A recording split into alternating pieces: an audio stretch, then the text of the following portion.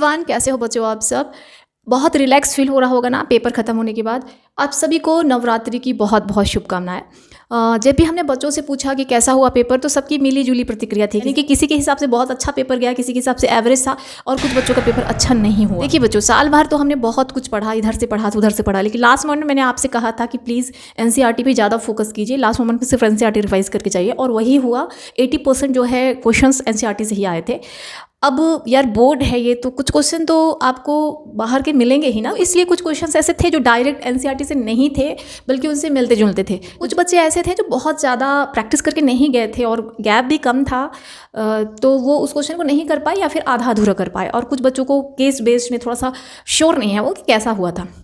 लेकिन मैं आपको एक बात कहना चाहूँगी बच्चों, कि पेपर जो था ना मॉडरेट था, इजी पेपर था। क्योंकि अगर आप पहले के पेपर देखोगे, इवन सीपीएससी का सैम्पल पेपर भी आप देखोगे स्टैंडर्ड मैथ्स का, तो कितना लेंदी भी क्वेश्चंस थे और थोड़ा सा क्वेश्चन इनडायरेक्ट थे। तो अगर हम उससे कंपेयर करें तो ये क्वेश्चन पेपर आपका बहुत ईजी था बच्चों। बहुत सारे बच्चों का कहना ये है कि 2 और 3 जो सेट था वो ईजी था, जबकि फर्स्ट सेट जो है वो डिफिकल्ट था।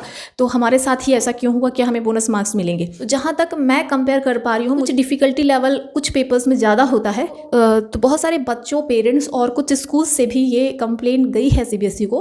वो पूरा एनालिसिस करेंगे। अगर उन्हें ऐसा लगता है कि यह सेट 1 वाज डिफिकल्ट, तो हो सकता है वो कुछ बोनस मार्क्स के बारे में सोच सके, और अभी कुछ श्योरिटी से अपन नहीं कह सकते हैं। और ऐसा होता है ना कि जो अपना क्वेश्चन पेपर होता है वो सबको डिफिकल्ट ही लगता है, तो सेट 1 वालों को ऐसा लग रहा है कि ज़्यादा डिफिकल्ट था। तो अगर ऐसा सच में होगा, सीबीएसई पूरा एनालिसिस करेगी, अगर ऐसा होगा तो डेफिनेटली आपको बोनस मार्क्स मिल जाएंगे। अब कुछ बच्चों का पेपर बिल्कुल भी अच्छा नहीं गया, वो बहुत सैड हैं। मैं उन्हें ये कहना चाहूँगी बच्चों, बिल्कुल टेंशन मत लीजिए, सीबीएसई किसी को भी फेल नहीं करेगी। आई डोंट थिंक सो कि आप कोई भी बच्चा फेल होगा, मैथ्स में कोई फेल नहीं होगा। ईजी पेपर बनाने के पीछे क्या वजह थी, और अब जो चेकिंग होगी वो भी आप मान लीजिए कि हार्ड चेकिंग बिल्कुल भी नहीं होगी।